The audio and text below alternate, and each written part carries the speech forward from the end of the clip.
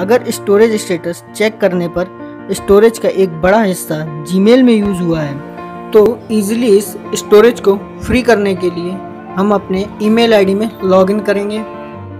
जैसा कि आप देख सकते हैं यहाँ पर हम अपनी जीमेल आईडी में आ चुके हैं और यहाँ पर हमें हमारे रिटेलर्स, मेलिंग लिस्ट और भी कई सोर्सेज के ढेर सारे ईमेल्स शो हो रहे हैं। इनमें से कई ईमेल्स हमारे किसी काम के नहीं होते हैं, जिनको डिलीट कर देना या अनसब्सक्राइब कर देना ही बेहतर होता है।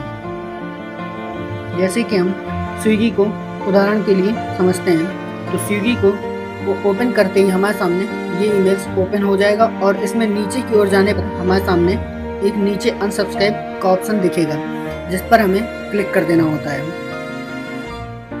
और उसके बाद हमारे सामने ये इंटरफेस ओपन हो जाएगा, जहाँ पर हमें एक रीज़न देना होता है। यहाँ पर हम कोई भी रीज़न दे सकते हैं, जैसे कि यहाँ पर मैं I no longer want to receive these emails को सिलेक्ट कर देता हूँ और उसके बाद अनसब्सक्राइब पर क्लिक कर देंगे और ये देखिए यहाँ ये अनसब्सक्राइब हो चुका है। इसके बाद हमें स्विगी की ओर से कहीं कोई ईमेल्स नहीं आएंगे।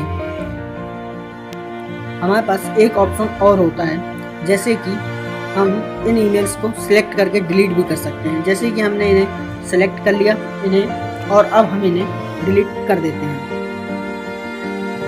ये देखिए। या आप इन्हें रिपोर्ट एंड स्पैम भी कर सकते हैं।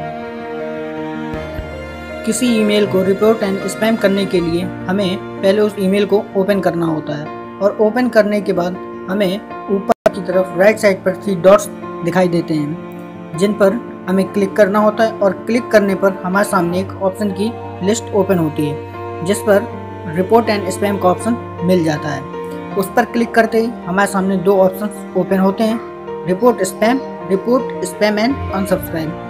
रिपोर्ट स्पैम एंड अनसब्सक्राइब करना ही बेहतर होता है, क्योंकि रिपोर्ट स्पैम एंड अनसब्सक्राइब करने पर हमारे पास इनके मेल्स आना बंद हो जाते हैं और यदि कभी कोई मेल्स आता भी है तो गूगल उन्हें स्पैम में डाल देता है और 30 दिन बाद इन्हें ये अपने आप डिलीट भी कर देता है, जबकि इन्हें मैन्युअली डिलीट करना ज़्यादा बेहतर होता है। मैन्युअली स्पैम के ईमेल को डिलीट करने के लिए हमें स्पैम के ऑप्शन में जाकर उस ईमेल को सिलेक्ट करना होता है और सिलेक्ट करके हम उस ईमेल को आसानी से डिलीट कर सकते हैं, जैसा कि आप देख सकते हैं।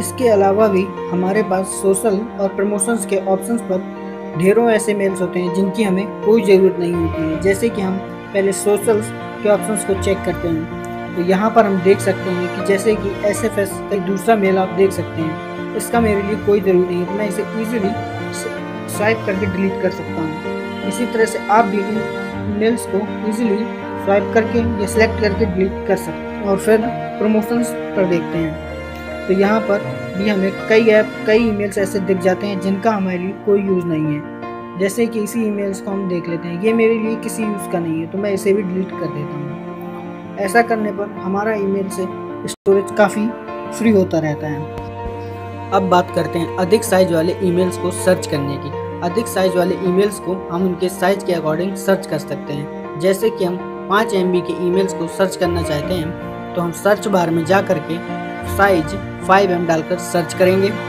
जैसे ही हम ये सर्च करेंगे हमारे सामने ये सर्च पूरा होने के बाद वो सारे ईमेल्स आ जाएंगे जिनका साइज 5 MB से अधिक का होगा, जैसा कि आप यहाँ पर देख सकते हैं। और यदि वो ईमेल्स आपके लिए ज़रूरी हों तो उन्हें मत डिलीट कीजिए और यदि वो ज़रूरी ना हो तो आप उन्हें आसानी से सर्च कर सकते हैं और उन्हें डिलीट भी कर सकते हैं, जिसकी वजह से आपका एक स्टोरेज काफ़ी हद तक फ्री हो जाएगा। अब बात करते हैं पुराने ईमेल्स की।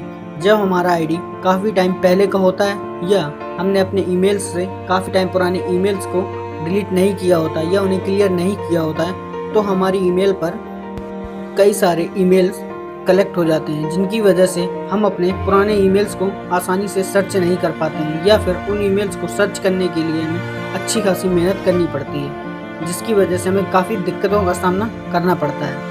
तो अब हम उन ईमेल्स को आसानी से कैसे सर्च कर सकते हैं इस बारे में जानते हैं। जैसे कि मान लीजिए हम 1 साल पुराने ईमेल्स को सर्च करना चाहते हैं तो हम अपने सर्च बार में जा करके ओल्डर देन 1 ईयर डालकर सर्च करेंगे और इस सर्च होने के बाद हमारे सामने वो सारे ईमेल्स आ जाएंगे जो 1 ईयर से पहले के होंगे, जैसा कि आप हमारे यहाँ पर देख सकते हैं। और उन ईमेल्स में से जो ईमेल्स हमारे लिए ज़रूरी नहीं है हम उन्हें सेलेक्ट करके आसानी से डिलीट कर सकते हैं या उन्हें वन बाय वन भी डिलीट कर सकते हैं। अगर आप गूगल स्टोरेज स्टेटस को चेक करना चाहते हैं, यानी कि अगर आप ये जानना चाहते हैं जीमेल की तरफ से 15 GB का स्टोरेज मिला था वो कहाँ पर यूज़ हुआ है और कितना यूज़ हुआ है, तो आप इसके लिए हमारे दूसरे वीडियोस को देख सकते हैं जिस पर हमने गूगल स्टोरेज स्टेटस को कैसे चेक करते हैं और इसको कैसे बढ़ाया जा सकता है के बारे में बताया हुआ है। उस वीडियो का लिंक आपको आई बटन और डिस्क्रिप्शन बॉक्स पर मिल जाएगा। वीडियो से जुड़ी किसी और इन्फॉर्मेशन के लिए कमेंट बॉक्स में कमेंट करें। अगर वीडियो हेल्पफुल रही हो तो लाइक करना ना भूलें और साथ ही साथ इस तरह की और भी वीडियो से जुड़े रहने के लिए चैनल को सब्सक्राइब करें। बेल आइकन को प्रेस करके ऑल करना ना भूलें।